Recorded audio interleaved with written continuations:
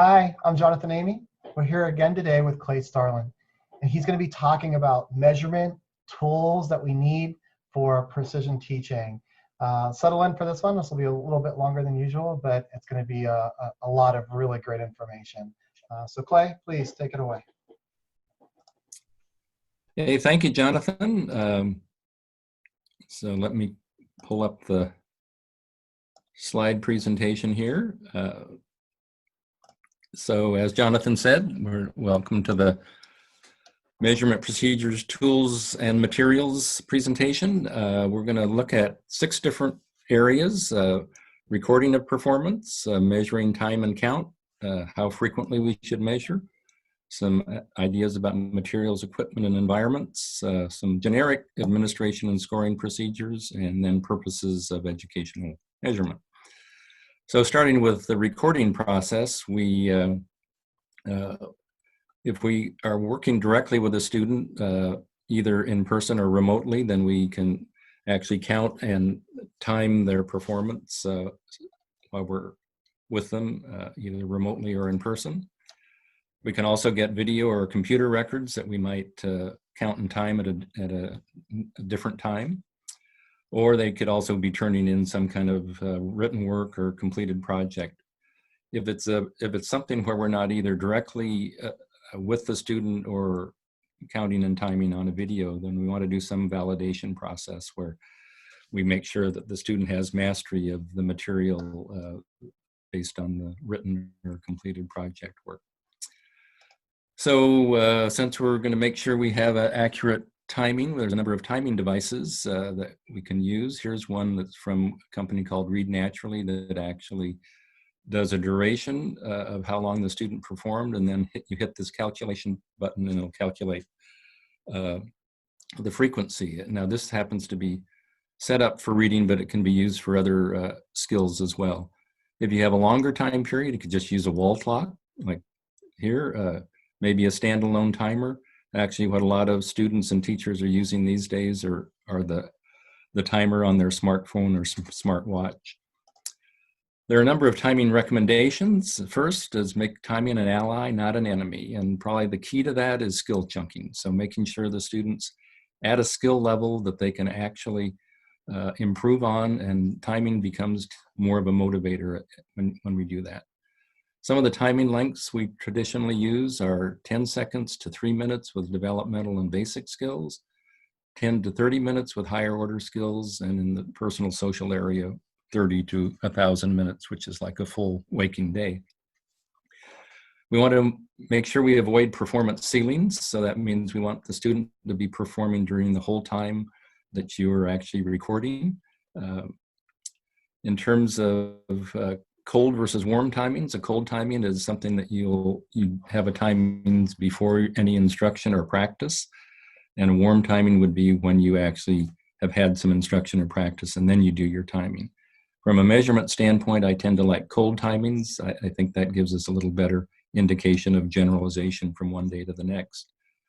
The other thing that sometimes people get confused about is measurement or timing as a measurement versus intervention. In the measurement world, I think of a timer just as I think as a thermometer. It's not an attempt to make the performance go up or down. It's just an attempt to measure the pace and rhythm. In the intervention world, a student may actually be motivated by trying to improve their scores, so the timing actually becomes a way to kind of motivate them to see if they can do better than they had previously. So that kind of shifts the timing into somewhat of an intervention world. There are a number of timing procedures. I've listed some kind of preferred versus non-preferred. This is a pretty elaborate slide, so I'd suggest you pause and take a look at that, or come back to it at a later time. We'll kind of move on, but you have some information about that. Here are some counting tools. Largely, the counting tools tend to be more focused on social, personal behavior. The one exception might be this hand tally counter, where you might count the number of words a student said from an isolated word sheet, or number of nouns they're using while they're speaking. Also good for some fine motor skill practice. Here's a bracelet bead counter. Actually, on the Heart to Chart website, you can get information about how to order these from what's called Mohawk leather. Here's one you can actually put on your ring finger and count. And a lot of people are using either smartphone or watch apps to do counting as well. Here's what kind of a fun, popular activity called a count tune that was developed by Marilyn Cohen back in the early 70s. So you actually put a picture of the behavior you're interested in keeping track of, in this case, hand raises and blurt outs, or down here, nice touches and hits. And it's actually set up for the student to actually do the recording. And in this case, you might do it by content area. Down here, you're doing it by time of day. But the count tunes can be used with any kind of pairing of skills you want to increase and decrease. So it's a nice thing for young folks to use to keep track of their own behavior. So one of the other things we want to consider is how frequently we should be measuring. So it requires from 5 to 11 data points to determine an accurate learning picture. And so if you sample performance once a week, it'll take you a couple months to get an accurate learning picture. If you sample performance once a month, it could take you a full school year. And if you use yearly achievement tests, you'll never see a learning picture. So one of the questions you want to ask yourself is just how frequently we should be collecting information, ideally daily, hopefully at least 2 or 3 times a week, so you are better informed about decisions in terms of what impact your interventions are having on the student's program. So switching to kind of some measurement materials, 2 of our kind of most popular ones are what I've started to call mastery cards, but also known as SAFMEDS cards. Say All Fluently Minute Every Day Shuffled, system developed by Ogden Lindsley in the late 70s. And then the measurement practice sheets. I've tended to use this term to help people understand that you can use the same material for both measurement and practice. So looking at the mastery card format, here's an example of just some cards from my graduate education course where you have the concept that you are wanting the student to respond to on the front, and this is the answer you're asking them to give on the back. And so this is a kind of a flashcard type system. Here's a pretty detailed summary of how you design the cards and the process. This is based on some work from Steve Graff. And here's another one which shows mastery card types with the card type, what you see on the front and what you see on the back, also from work of Steve Graff. Both those have a lot of information, so again, I'd come back to them or pause the tape to take a look at them. You can also use things like Quizlet to make up these kind of SAFMEDS or mastery card systems. So there are a number of different software programs out there to help you out with that process. So in the measurement practice sheet world, for oral samples, you want duplicate materials, one for the student and one for the recorder. If you place the recorder's copy in a page protector, and you can use a dry erase marker to mark errors, and then you can wipe off the performance and once you've recorded it, of course, and then you can use it again for the same student or use it for another student. And of course, for the written samples, you just use a writing implement and paper or computer. Obviously, you can collect a lot of good writing information. So we'll just run through a few examples of some measurement practice sheets across different skill areas. This is the kind of language vocabulary area where you just have noun pictures and the student says the name. Here you have different colors where they say the color name. In the reading area, here's some in letter names and sounds. Student sees the letter and says the name or the sound. Here's one that relates to just primary words, isolated words on a sheet. Here's more advanced words, science words, again, isolated. And here's some phrases. You can also kind of set up reading passages with cumulative counts. And so the student can read through as you follow along and mark errors. And then once the sample time is over, you can collect the correct and incorrect information. Here's an example in Samoan, just to show you that the process of setting up measurement practice sheets works across curriculum areas or across languages. So you can use it regardless of what language you're working with the student in. Here's some examples in the writing world. Handwriting, keyboarding. This one happens to be the quick brown fox jumped over the lazy dog, which is a sentence that has all the letters of the alphabet in it. So it's a good one for practicing both handwriting and keyboarding. An example in capitalization where the student just goes through and marks all the words that need to be capitalized that aren't. Here's one with verbs where the student is given a list of verbs and they're supposed to write sentences with those verbs. And finally, just a sheet to write prose material in where the student may actually choose a topic or be given a topic to write on, usually for about 3 minutes.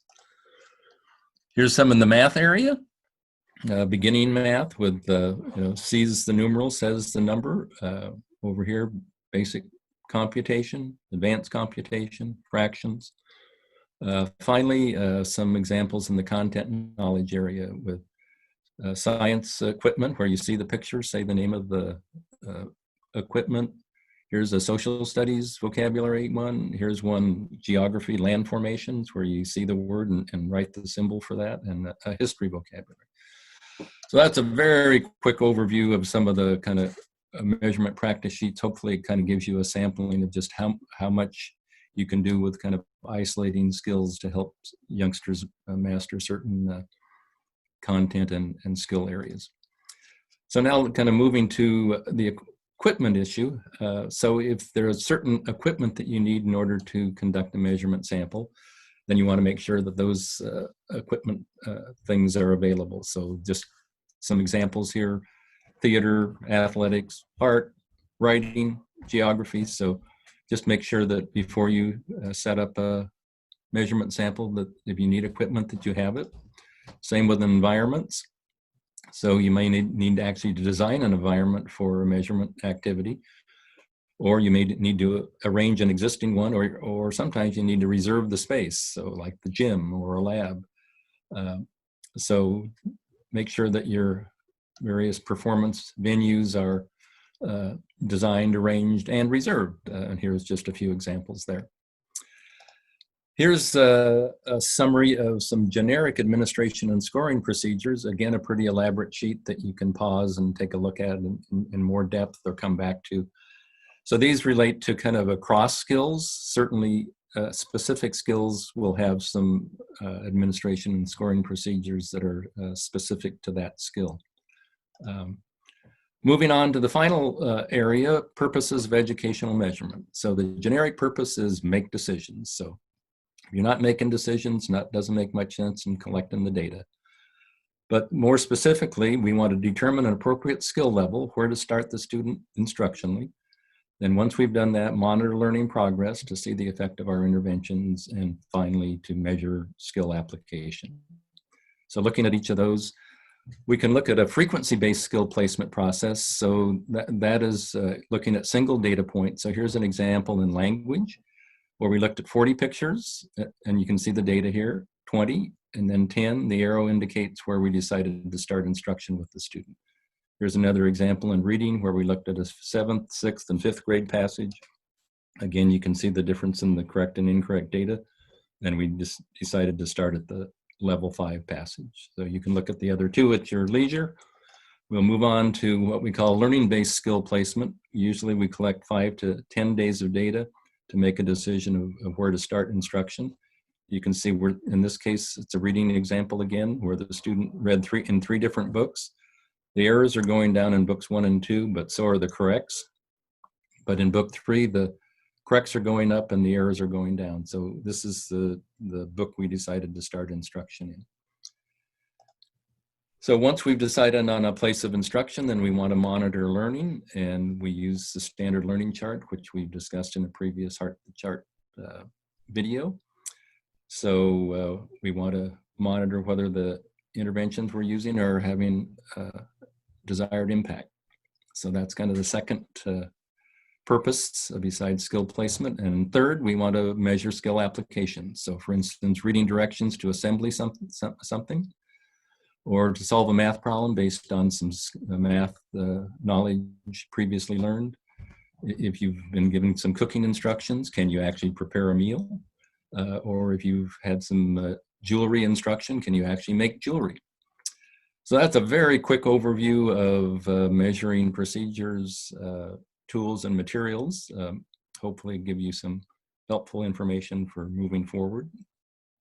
Thank you for watching. If you have any questions, you can contact me at that email. And Clay, as usual, you've managed to place an enormous amount of knowledge and expertise into this presentation, and it was terrific to watch. Thank you so much. Thank you, Jonathan. So.